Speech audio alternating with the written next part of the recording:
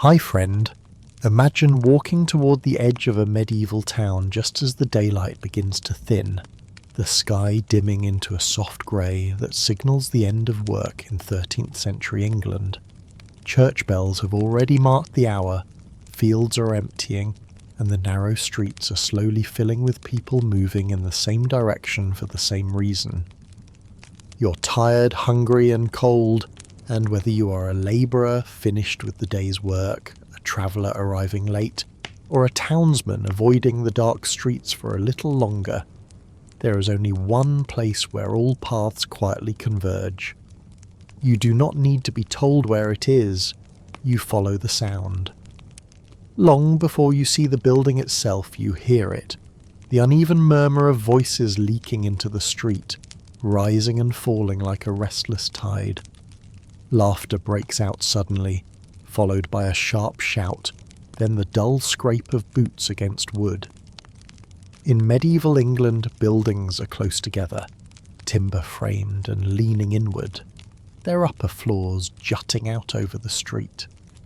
Sound carries easily here, trapped between wattle and daub walls and low roofs. The tavern announces itself not with a sign meant to attract customers, but simply by being louder, warmer and more alive than everything around it.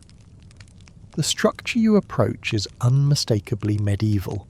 Thick oak beams form its skeleton, their surfaces darkened by decades of smoke and damp air. The spaces between them are packed with wattle and daub, cracked and repaired countless times.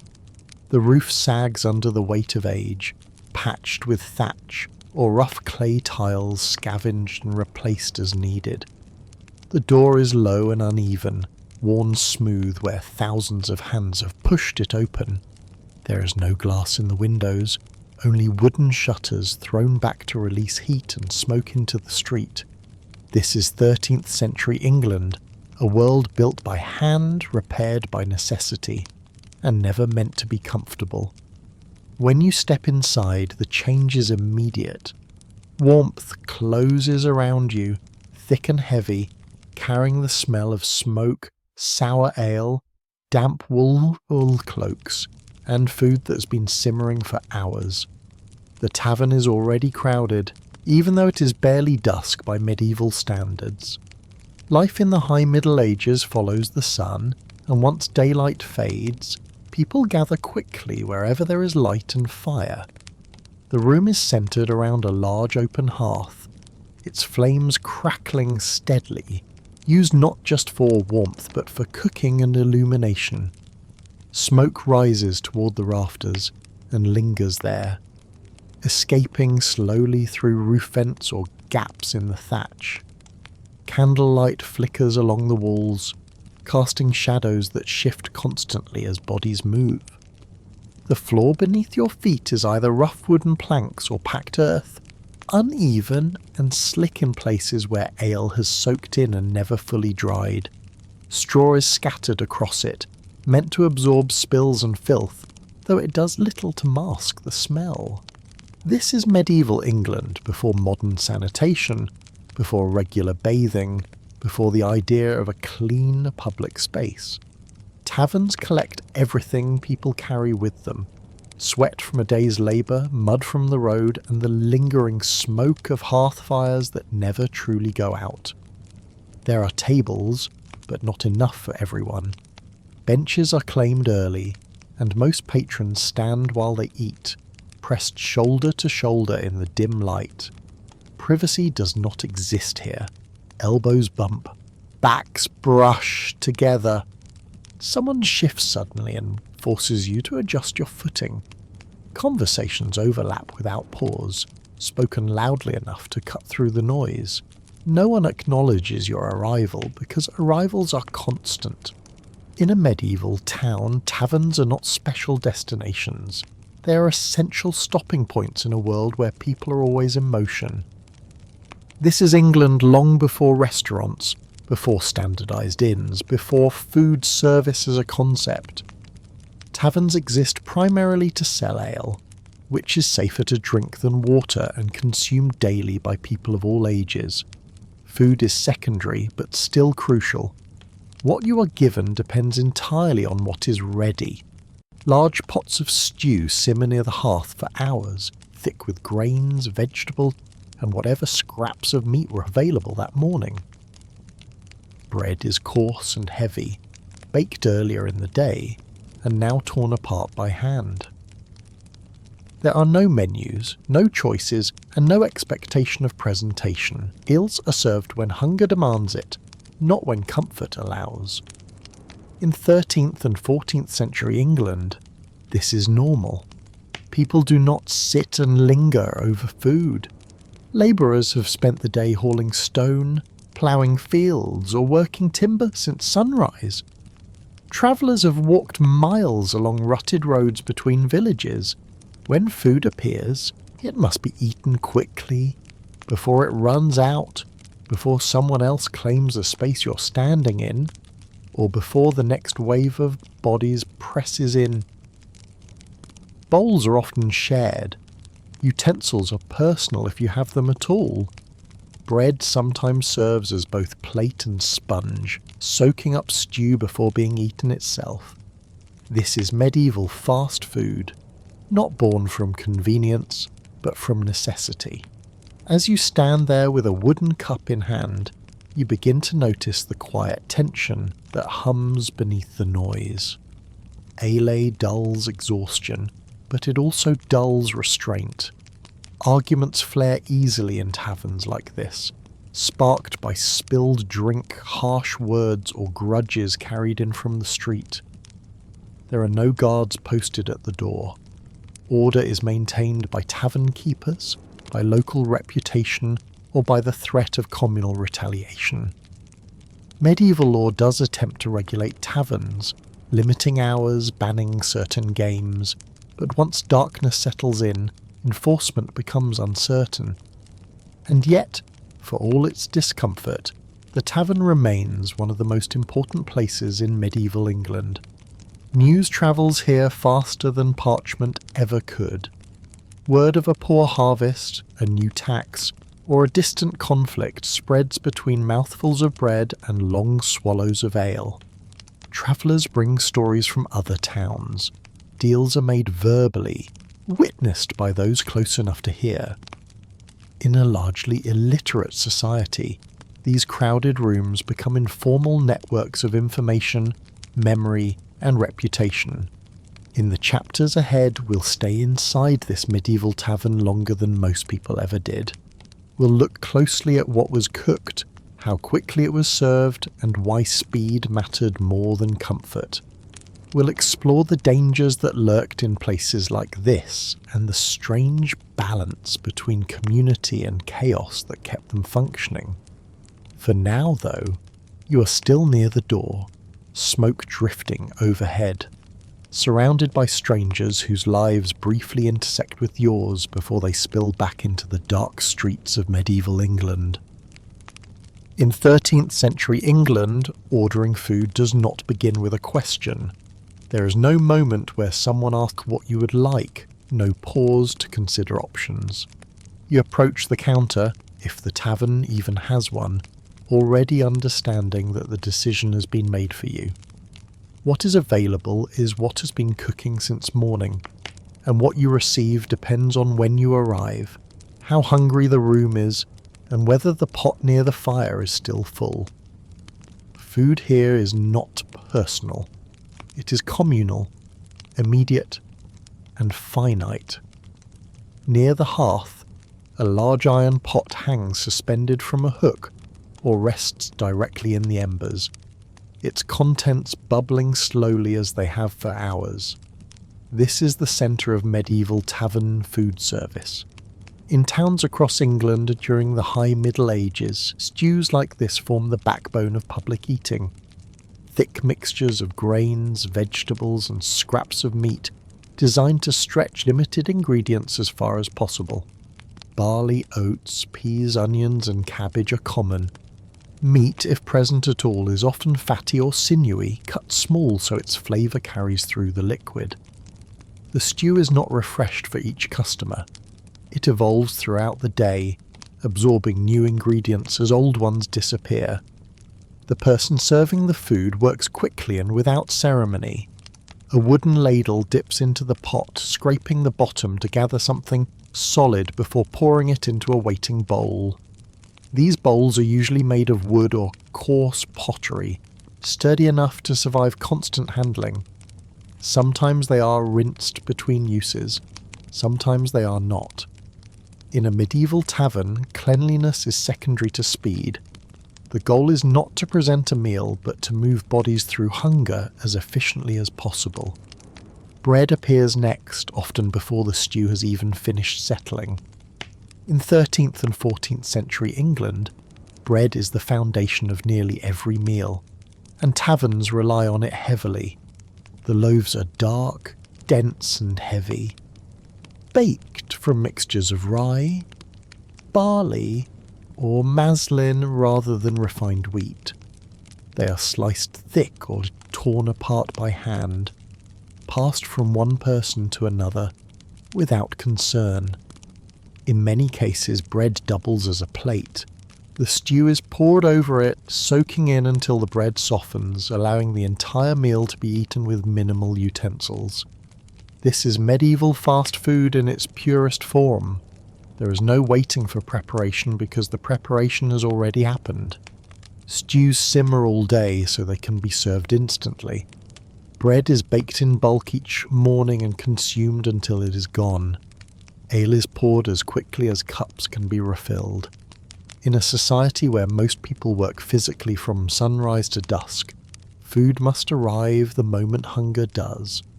Taverns that cannot feed people quickly do not survive. As you eat, you realize how little time anyone spends seated. Most patrons stand or lean, bracing themselves against tables or walls while they eat. Space is too valuable to waste on comfort. Meals are taken in minutes, not because they're unpleasant, but because the tavern never stops moving. Someone else is always waiting behind you, someone else is always hungry.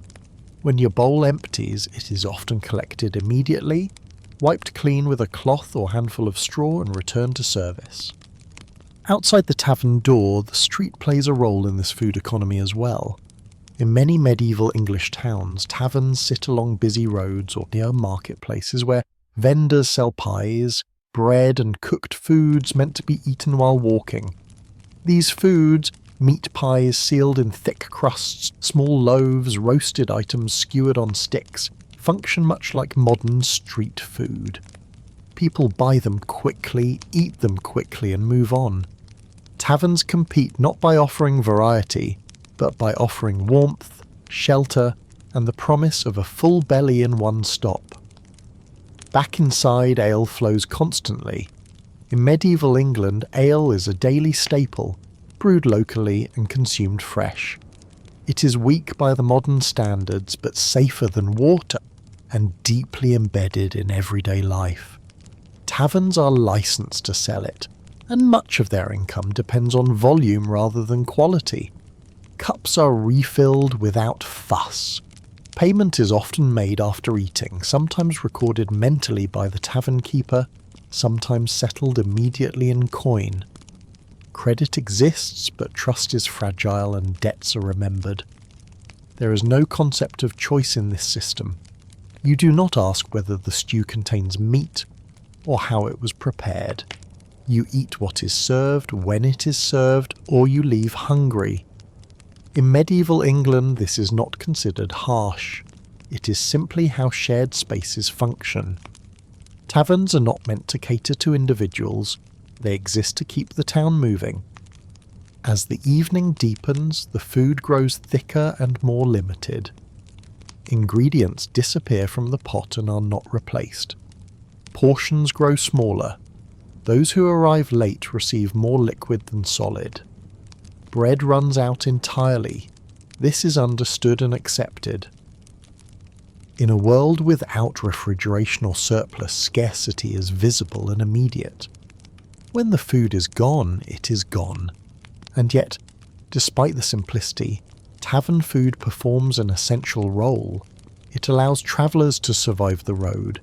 It feeds labourers who do not have time or resources to cook for themselves. It provides calories, warmth, and a brief pause from the demands of medieval life. The food is not memorable, but the experience is. Eating here means standing among strangers, sharing space, and participating in a system that values speed and endurance over comfort. In the next chapter, we'll look at what happens when ale loosens tongues and tempers, and why taverns in 13th and 14th century England were as dangerous as they were necessary. For now, though, your meal is finished. The bowl is taken from your hands, the space you occupied closes in behind you, and the tavern continues feeding the next wave of hunger without slowing down. By the time night settles fully over 13th century England, the tavern has changed. The early crowd of labourers and travellers has thinned, replaced by a looser, louder mix of townspeople who have nowhere else to go and no urgent reason to leave. Outside, the streets grow darker and quieter, but inside the tavern the noise swells. Firelight becomes the dominant source of illumination, throwing longer shadows across the walls and deepening the contrast between light and dark. This is the hour when medieval taverns become most unpredictable, not because violence is guaranteed, but because restraint begins to erode. Ale plays a quiet but decisive role in this shift. Medieval English ale is weak by modern standards, but it is consumed constantly, cup after cup, without the pacing or moderation expected today. In a society where daily life demands physical endurance and emotional restraint, the tavern becomes one of the few places where control slips. Voices rise, movements grow broader, jokes turn sharp. What begins as camaraderie can sour quickly when space is tight and patience is thin. In a crowded room where strangers stand shoulder to shoulder, even a small accident, a spilled drink, a stepped-on foot, can feel deliberate. There are no bouncers here, no formal guards stationed by the door. Authority in a medieval English tavern is informal and fragile. The tavern keeper watches constantly, scanning faces rather than tables, listening for changes in tone rather than words. Intervention comes early, if it comes at all. A raised voice is addressed before it becomes a shout. A tense exchange is broken up not with force, but with firm presence. Physical confrontation is dangerous for everyone involved, including the tavern itself. Damage to furniture costs money. Injuries invite legal trouble. A reputation for disorder drives customers elsewhere. Despite this, fights do happen. In 13th and 14th century England, violence is an accepted part of public life, regulated more by custom than by law in many cases. A punch thrown in a tavern does not carry the same social shock it might today, but escalation is feared. Knives are common tools, worn at the belt for work and utility, and their presence turns every argument into a potential disaster. Most tavern disputes end quickly, either through intervention or mutual withdrawal, because everyone understands how easily things can spiral beyond control. Outside the tavern, medieval authorities are aware of the risks these spaces pose. English towns attempt to regulate taverns through local ordinances, limiting opening hours, forbidding certain games, and restricting behaviour deemed disruptive. Dice games, excessive gambling, and late-night drinking are frequently targeted. These rules exist on parchment and proclamations, but enforcement is inconsistent.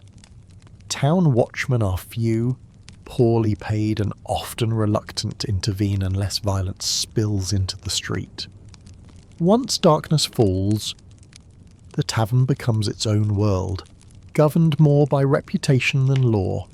The danger inside is not always physical.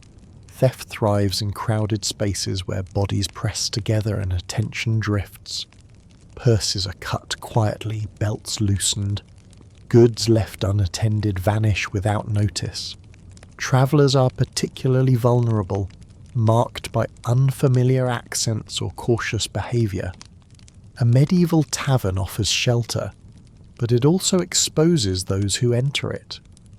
Everyone knows this, and yet they come anyway, because the alternatives are worse. Cold streets, locked gates, and empty roads hold their own dangers. Women inside medieval taverns occupy a complicated space. Some work there, serving ale or food, navigating the room with practiced awareness. Others arrive as patrons, though often accompanied or carefully observed.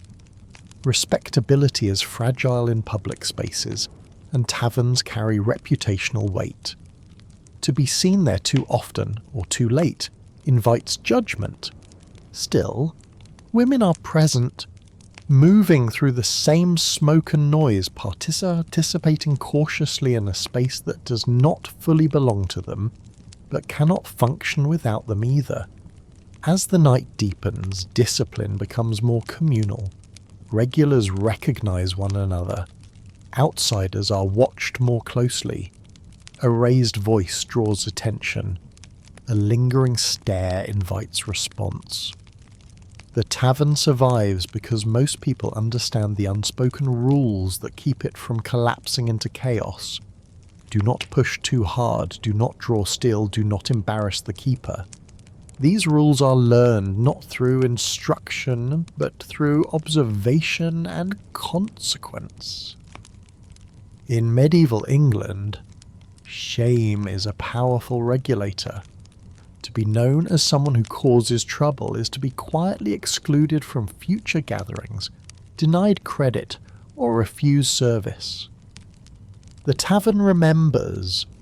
Tavern keepers talk.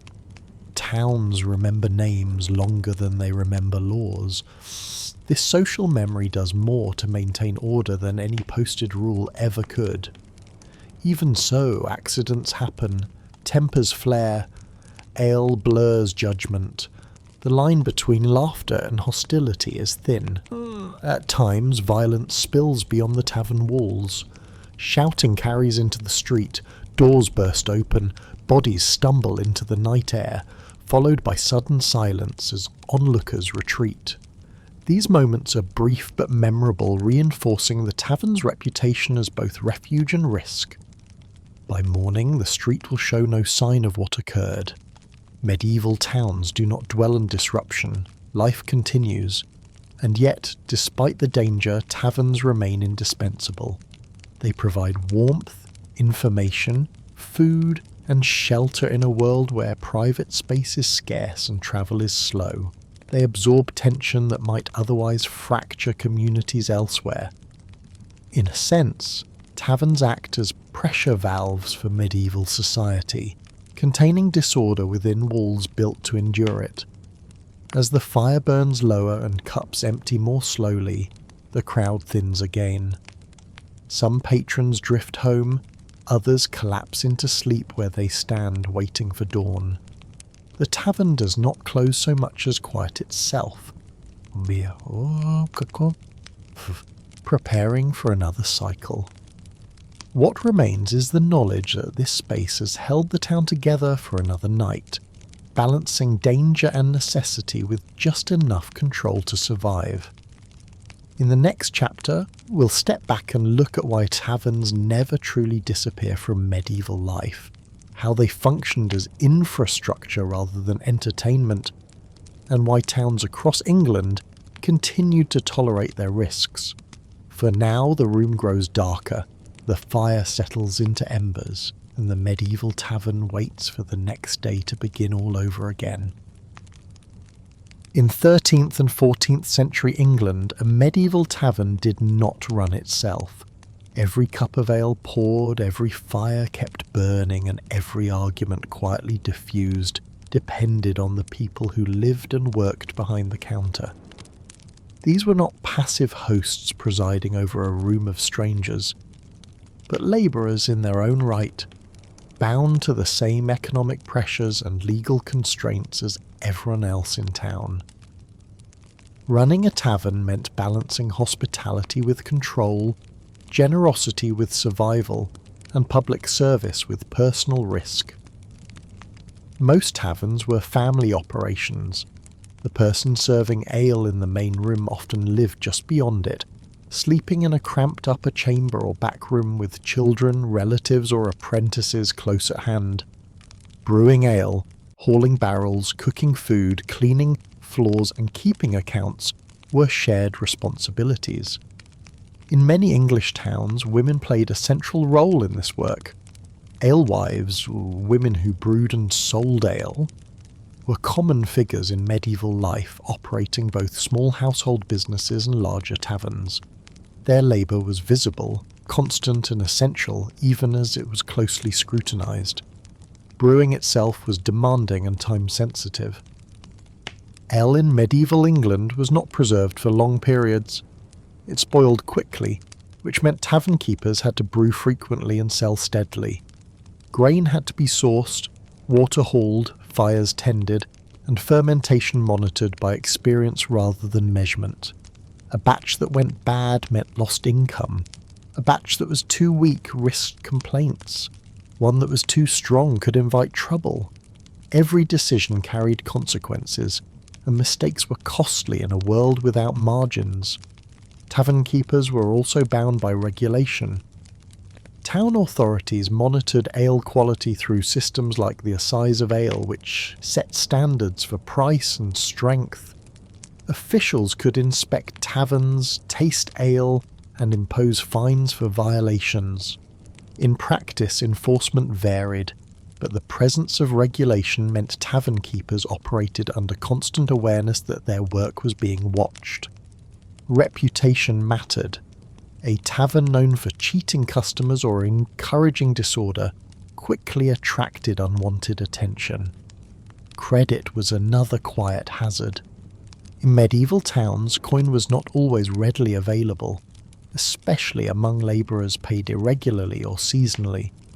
Tavern keepers often extended credit to regular customers, keeping mental or written tallies of who owed what. This created bonds of trust, but also risk. Debts went unpaid, promises were broken, refusing service could provoke anger. Continuing to serve could deepen losses. Managing these relationships required judgment, memory, and a firm understanding of local character.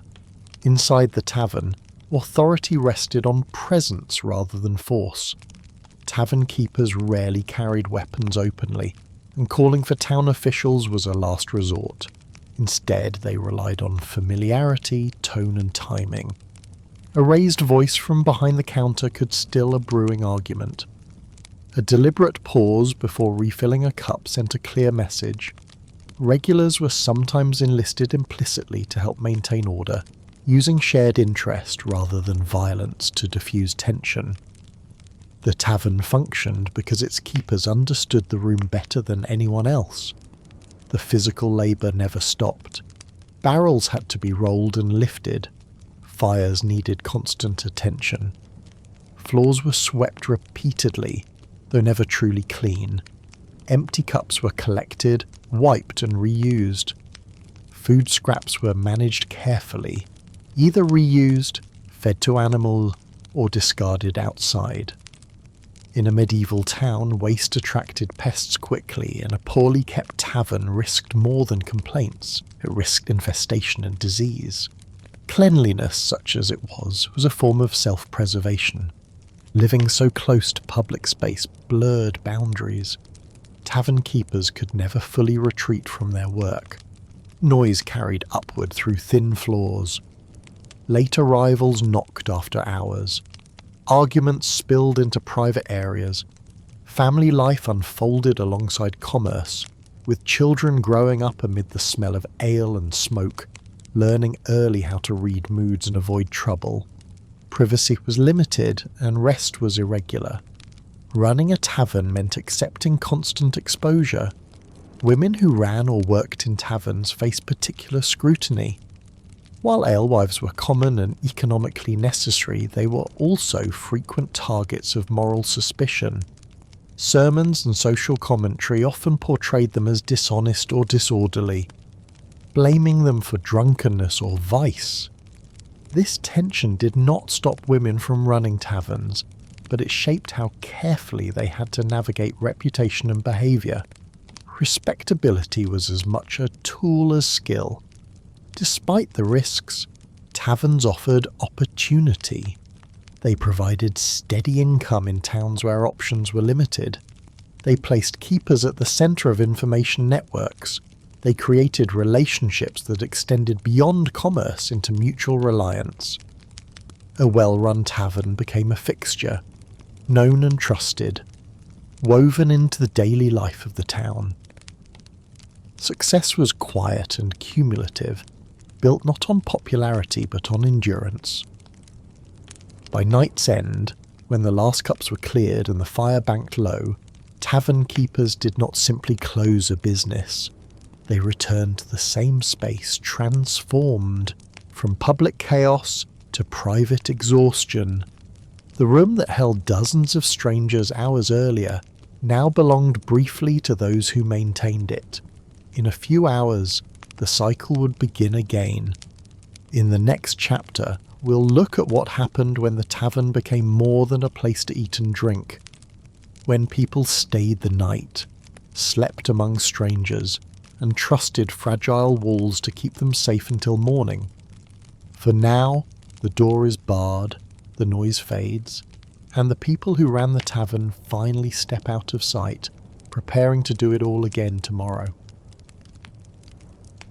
In 13th and 14th century England, many people entered a tavern with no intention of staying long, and yet found themselves there for hours. Taverns were not places people planned to inhabit, but places they ended up inhabiting anyway. Roads were unpredictable, city gates closed at dusk, employers ran late, weather turned suddenly, and daylight governed nearly every decision. When movement stalled, the tavern absorbed the delay. It became a place to wait without explanation. Waiting defined medieval life far more than modern schedules allow. Travellers waited for dawn before continuing along unsafe roads. Labourers waited for work that might or might not come. Messengers waited for responses.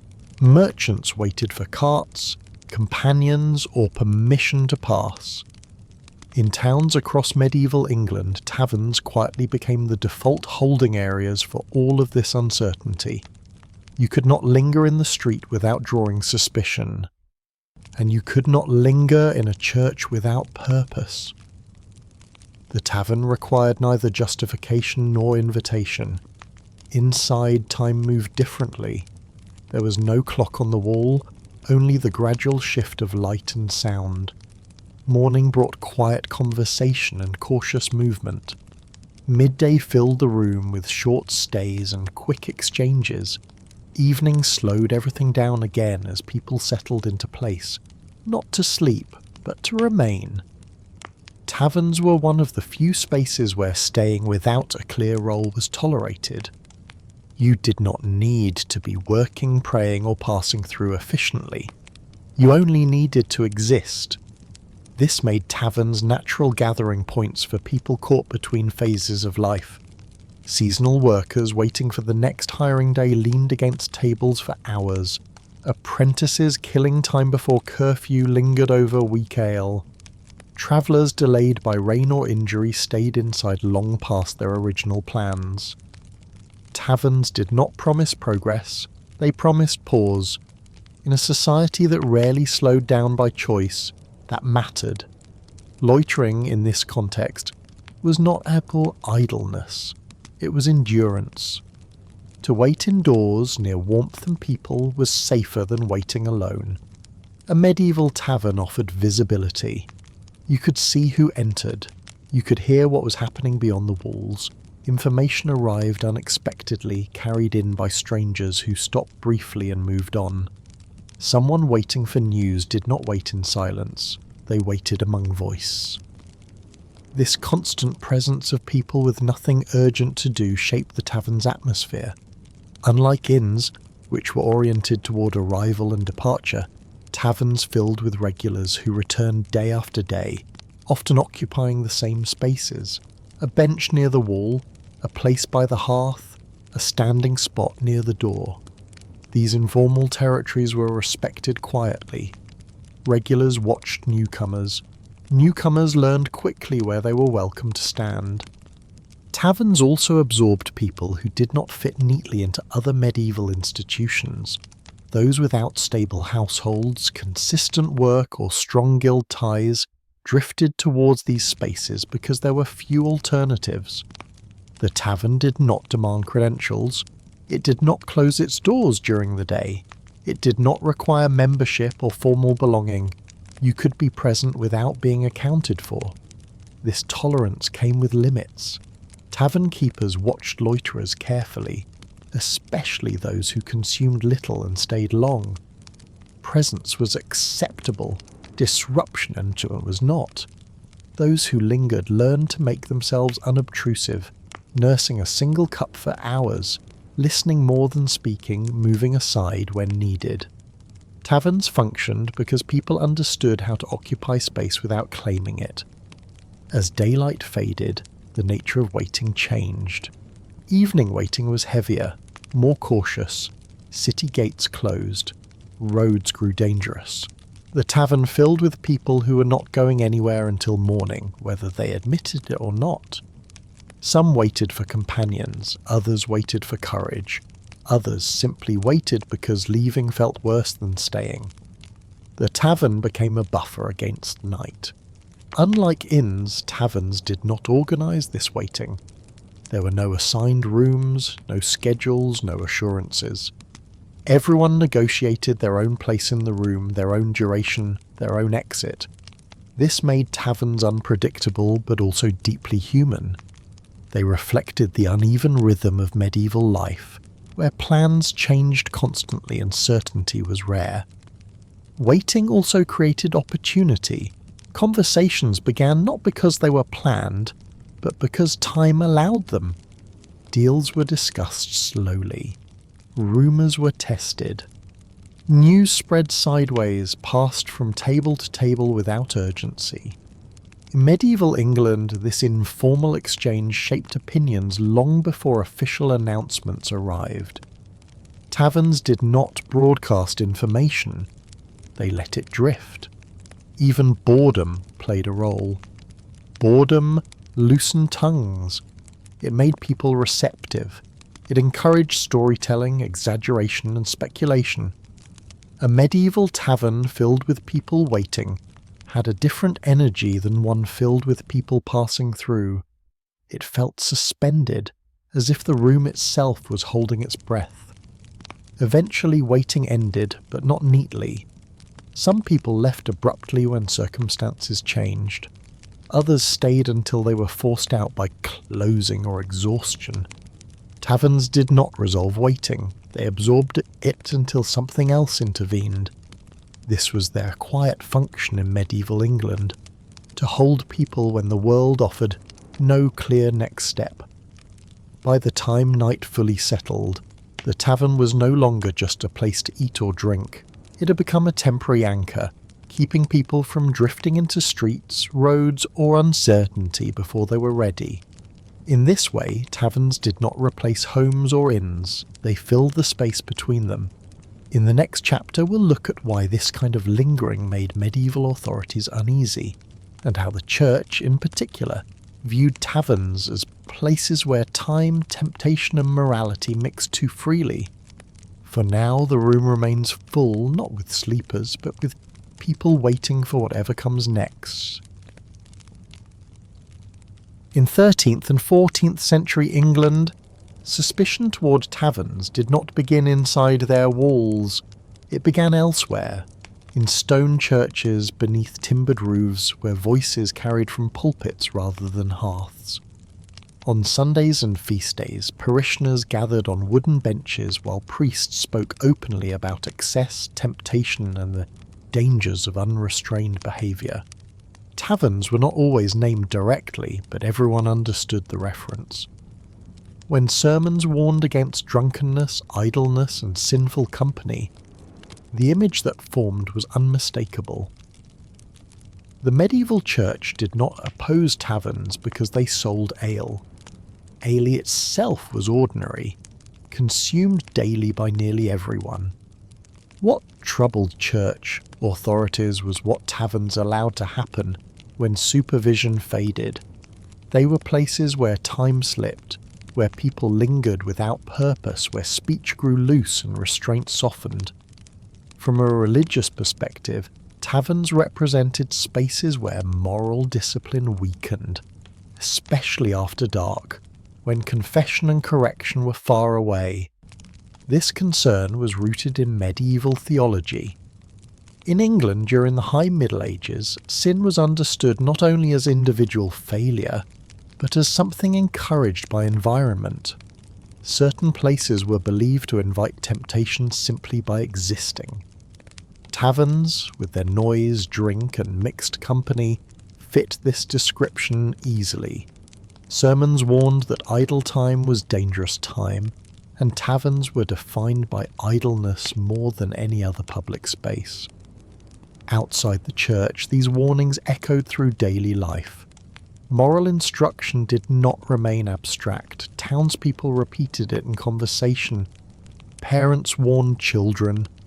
Employers warned apprentices. A young man seen too often near a tavern risked being labelled reckless. A woman associated with taverns risked harsher judgment still.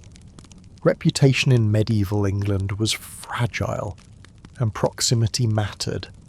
Where you were seen shaped who you were believed to be. The church also feared taverns as competitors for attention. Medieval life revolved around rhythms of work, prayer, and rest. Taverns disrupted that rhythm by offering an alternative gathering place, one that required no obligation beyond presence. While churches structured time through bells and services, taverns absorbed time without structure. From a clerical perspective, this was deeply unsettling. Time not spent in prayer or labour was seen as wasted, even dangerous. Religious authorities did not attempt to eliminate taverns entirely. They understood, as everyone else did, that these places were necessary. Instead, they framed taverns as spaces that required moral vigilance. Confession manuals from medieval England include questions about excessive drinking, gambling, and disorderly behaviour, all activities associated with taverns. Sin was addressed after the fact because prevention was unrealistic. This tension created a strange coexistence. The same person who drank ale at a tavern on Saturday night might kneel in the church the following morning. Medieval people did not see this as hypocrisy. They lived in a world where necessity and morality constantly overlapped. Taverns fed bodies, churches guided souls. Both were required even when they disagreed. The church's discomfort also stemmed from unpredictability. Taverns gathered people from different walks of life into the same space. Social boundaries blurred. Speech travelled freely. Authority was informal. From a religious standpoint, this looseness threatened hierarchy and order. Taverns did not teach obedience. They taught negotiation. Outside city walls, this suspicion intensified. Rural priests warned travellers about taverns near crossroads where strangers gathered and oversight was weakest. These places were described as breeding grounds for vice, rumour and moral decay. Whether exaggerated or not, the warning shaped perception. Taverns became symbolic spaces in medieval thought, not just buildings, but ideas representing more risk. And yet despite all this, the church tolerated taverns because it had to. Closing them would have driven people elsewhere, into streets, fields, and hidden spaces beyond any moral reach. A visible tavern was preferable to invisible disorder. This uneasy acceptance defined the medieval relationship between faith and daily survival. As a result, medieval people learned to navigate both worlds carefully. They moderated behaviour in taverns when reputation mattered. They confessed excess afterward. They balanced necessity against instruction. Taverns did not replace religion, but they existed alongside it, constantly testing its boundaries. By the late evening, as bells marked the final prayers of the day, taverns still glowed with firelight. Two worlds operated simultaneously, one governed by doctrine, the other by circumstance. Medieval England functioned not by resolving this tension, but by enduring it. In the next chapter, we'll look at how secular authorities attempted to manage this same unease through laws, curfews, and regulation, and why control proved far more difficult after sunset. For now, the sermon ends, the church empties, and people drift back into the streets, carrying both warning and habit with them as they decide where to go next. In 13th and 14th century England, concern about taverns did not stop at sermons. Secular authorities shared many of the same anxieties, though their language was practical rather than moral. Taverns gathered people after dark, slowed movement, encouraged disorder, and made supervision difficult. For town officials responsible for maintaining peace with limited manpower, this posed a problem that could not be ignored. The response was regulation, written, announced, and frequently broken. Town records from medieval England show repeated attempts to control tavern behaviour. Proclamations were issued in market squares and at city gates, read aloud by criers so no one could claim ignorance. Taverns were ordered to close at set hours, often by nightfall or shortly after curfew bells rang. Ale prices were regulated. Certain games were banned. Loud gatherings were discouraged. On parchment the system looked orderly, on the street it rarely held. Enforcement relied on fragile systems. Night watches were small, poorly paid, and often drawn from the same population they were meant to supervise. Once darkness fell, visibility dropped sharply. Streets were narrow, unlit, and easy to avoid. A watchman could patrol one lane while disorder unfolded quietly in another.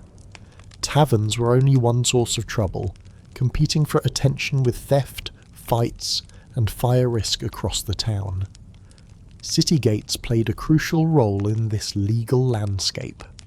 Most medieval English towns closed their gates at dusk, sealing residents inside and outsiders out. This made taverns even more significant after nightfall.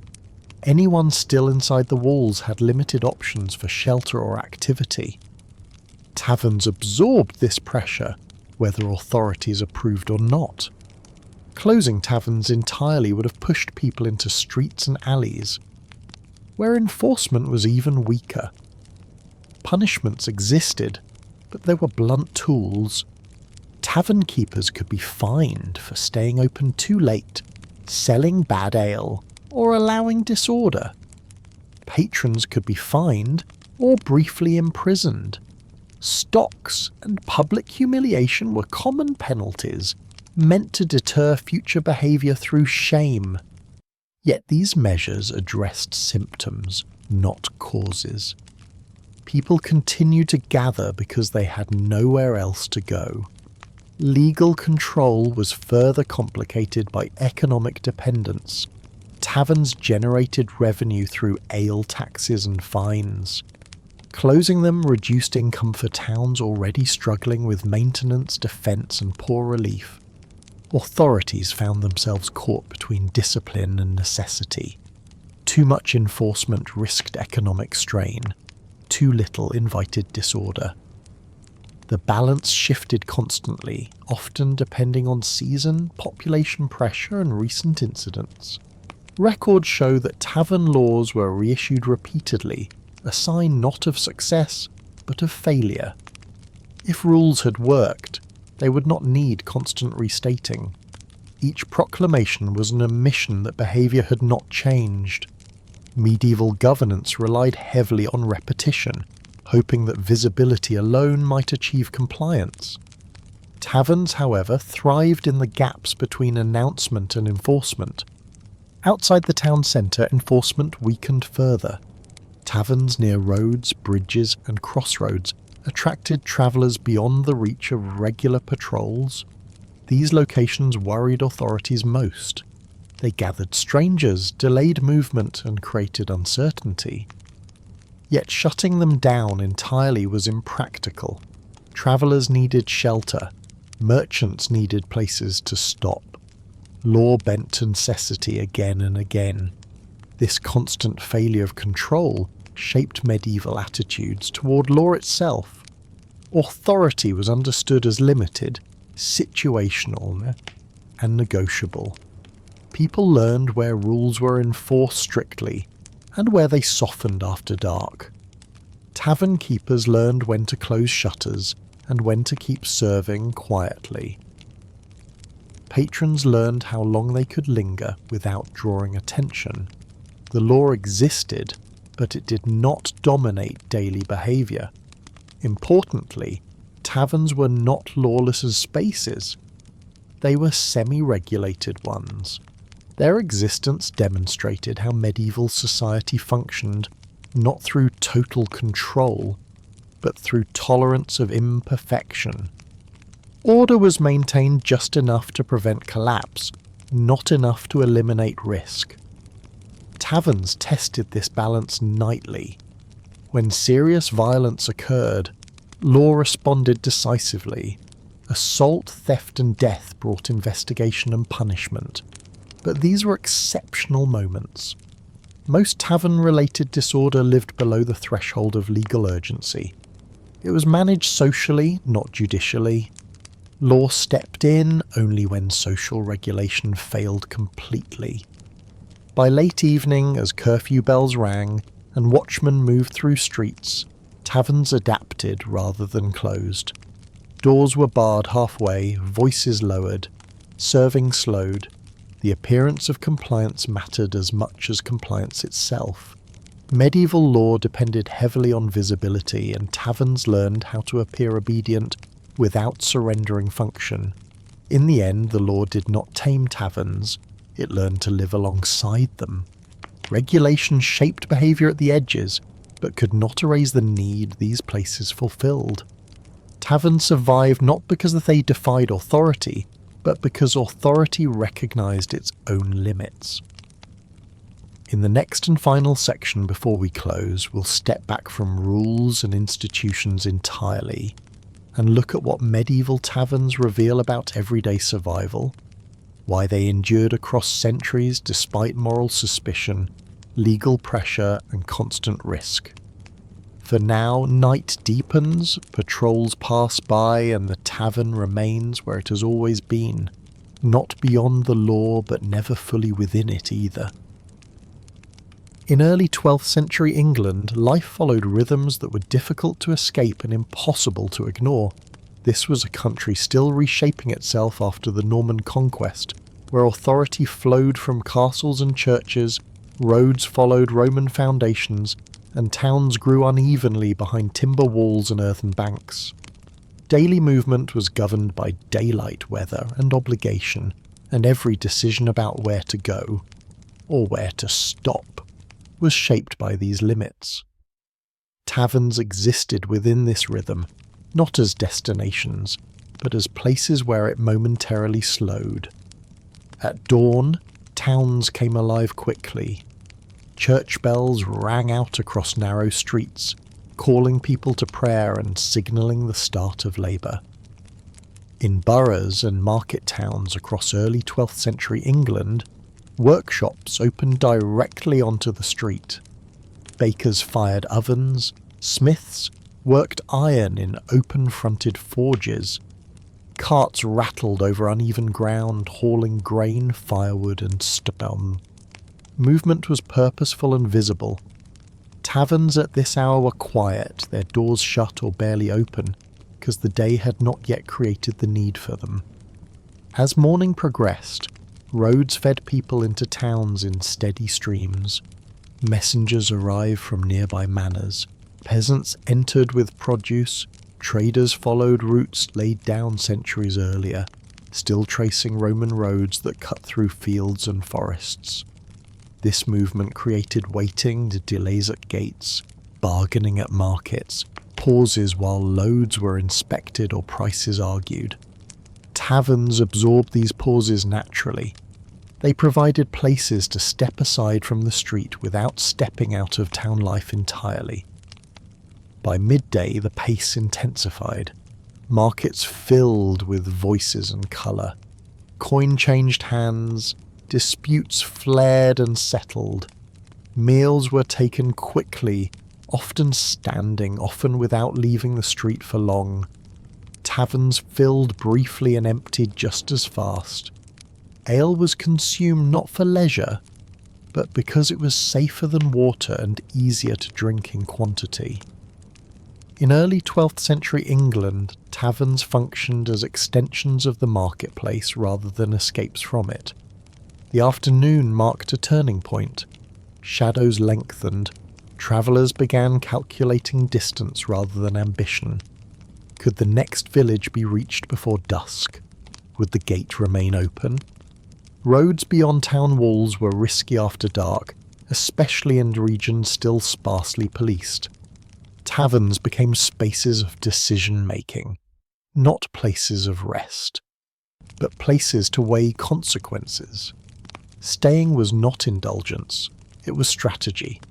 As evening approached, towns contracted, gates closed, streets emptied, activity concentrated around a few remaining points of light, churches finishing prayers, households settling in, and taverns continuing to operate. This concentration magnified the tavern's role without changing its purpose. In early 12th century England, taverns did not extend the day. They absorbed what the day left unnoticed. Social structure remained visible even in these moments. Status did not disappear when people gathered. It rearranged itself. Wealthier townsmen occupied space confidently. Labourers clustered together. Outsiders hovered near edges. Taverns reflected the town's hierarchy in motion, not in theory. No one announced their place. Everyone understood it. Seasonal change shaped this rhythm further. In winter, darkness came early, driving people indoors sooner.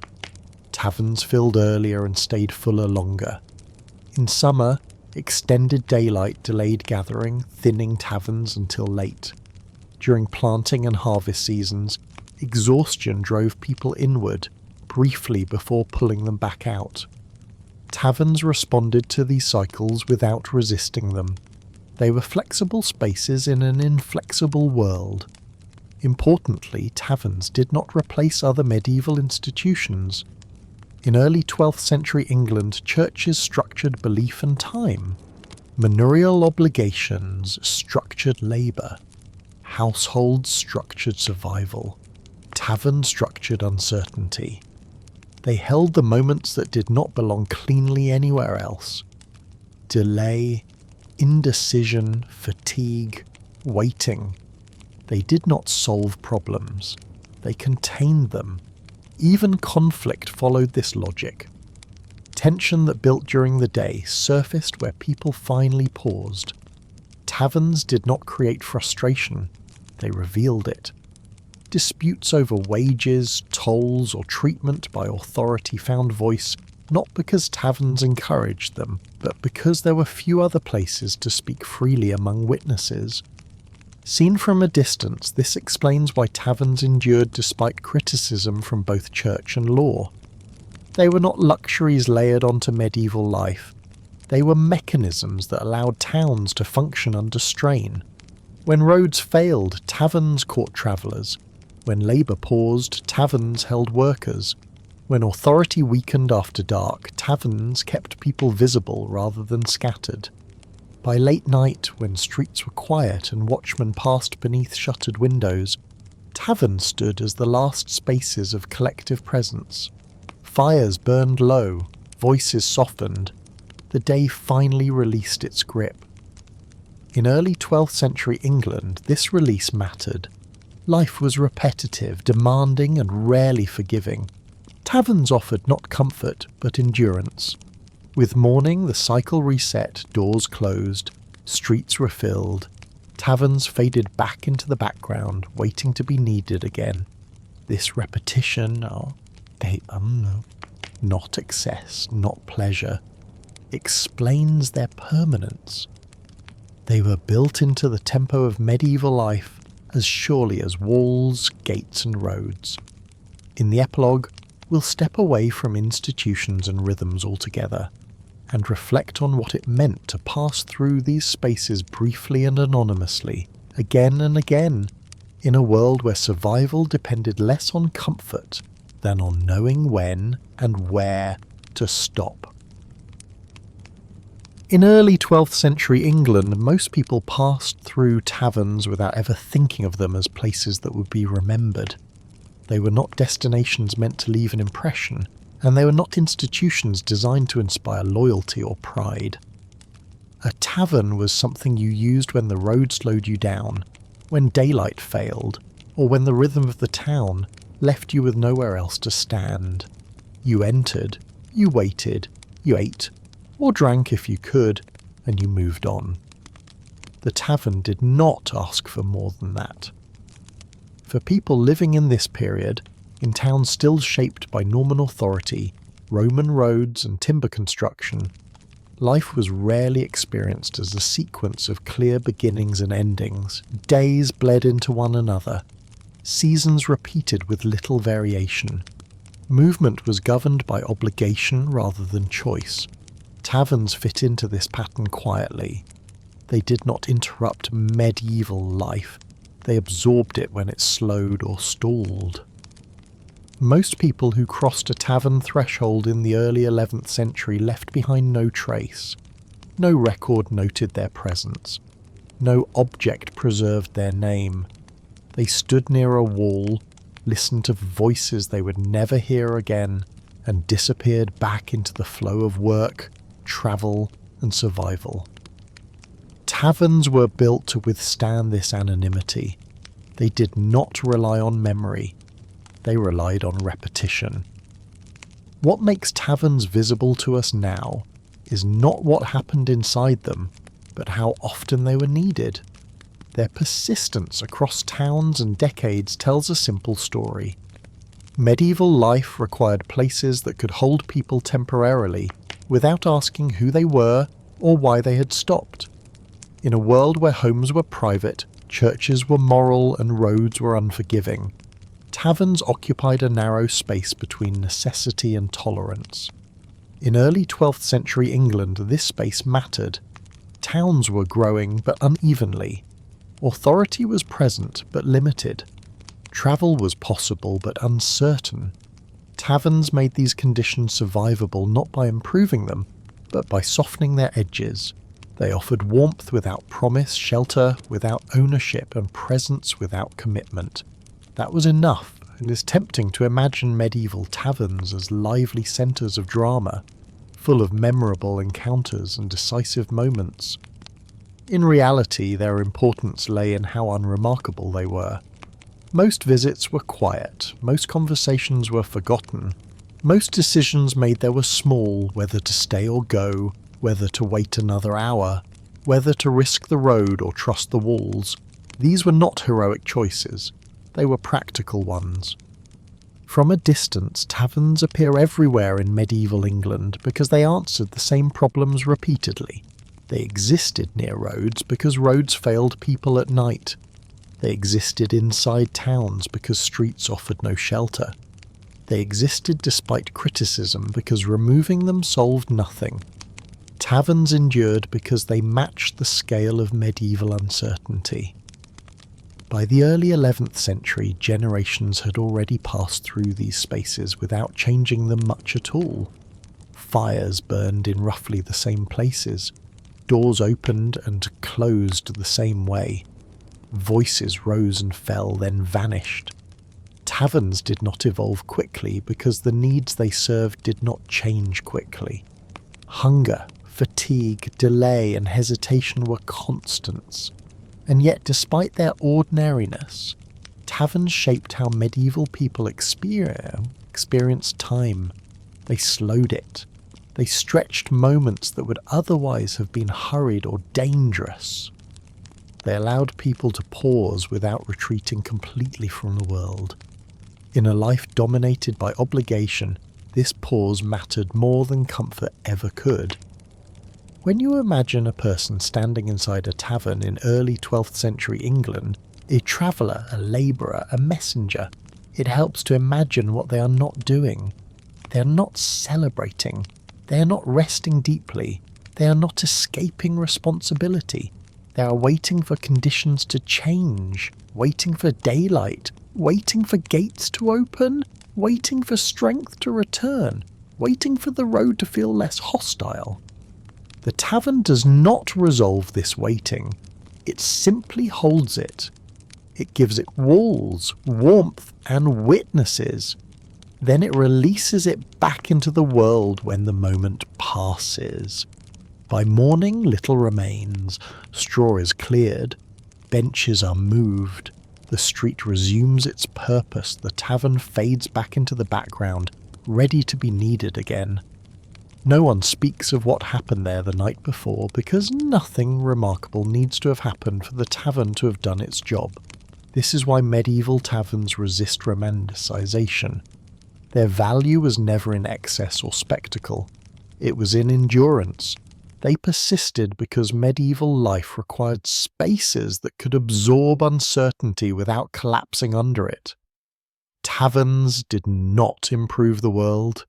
They made it bearable.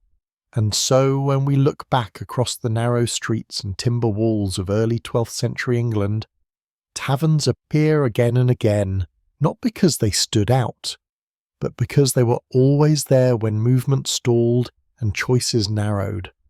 They were places you passed through, briefly and anonymously, on your way to whatever came next. That was enough.